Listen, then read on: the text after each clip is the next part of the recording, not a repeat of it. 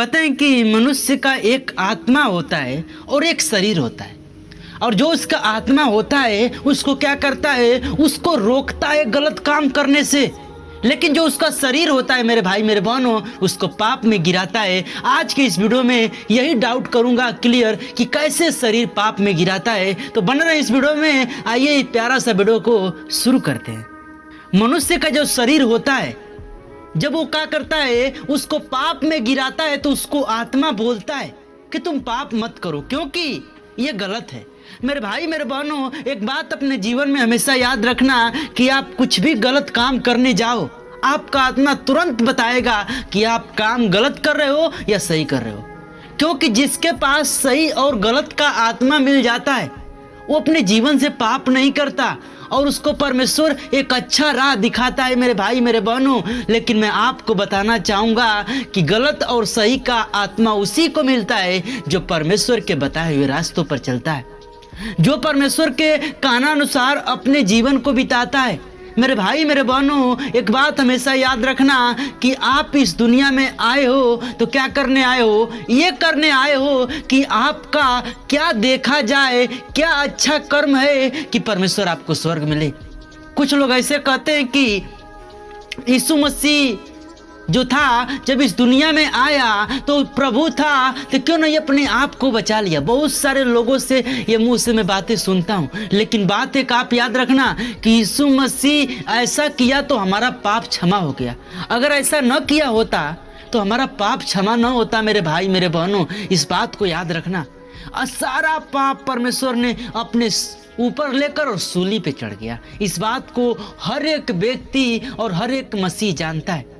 मैं आपको कुछ नहीं कहूंगा, लेकिन आइए मैं आपको एक वचन से बात करूंगा कि वचन क्या सिखाता है और वचन क्या बताता है। हम लोग देखेंगे गलातियों में 5:16 में लिखा हुआ है साफ साफ कि पर मैं कहता हूं कि आत्मा के अनुसार चलो तो तुम शरीर की लालसा किसी रीति से पूरी न करोगे। हालेलुया।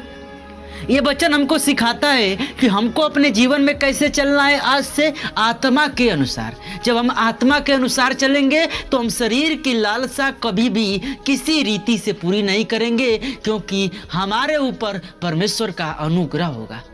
मेरे भाई मेरे बहनों, एक बात अपने जीवन में हमेशा याद रखना कि आप चोरी करने जाते हो ना, या किसी को मारने जाते हो, तो आपका आत्मा आपसे कहता है मत कर, लेकिन तू नहीं मानता।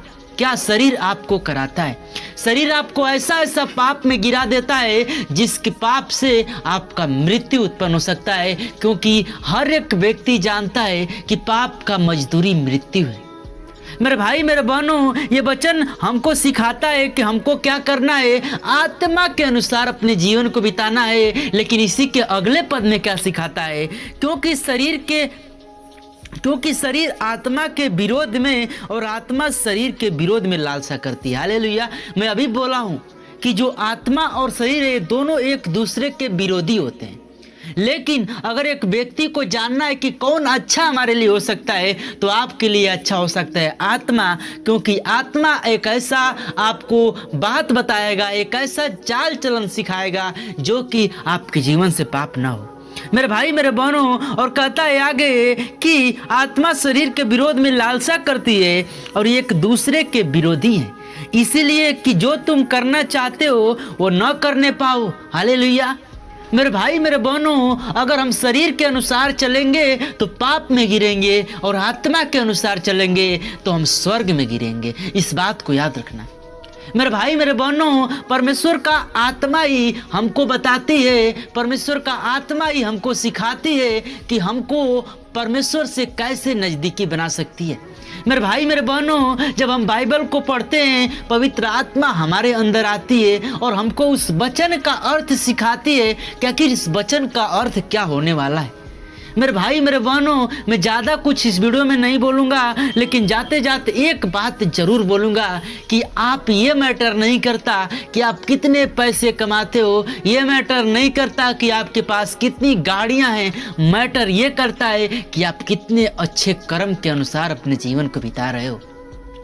क्योंकि जब इस दुनिया से आप जाएंगे तो ना तो आपका बंगला जाएगा, ना तो आपकी गाड़ी जाएगी, सिर्फ वही जाएगा जो यीशु में बिताया हुआ समय है। क्योंकि परमेश्वर ने कहा है कि मेरे में बिताया हुआ समय कभी व्यर्थ ना जाएगा। मेरे भाई मेरे बहनों, खुदा का एक एक कलाम हमको यह सिखाता है कि सारा प्रतिफल हमको स्वर्ग में मिलेगा।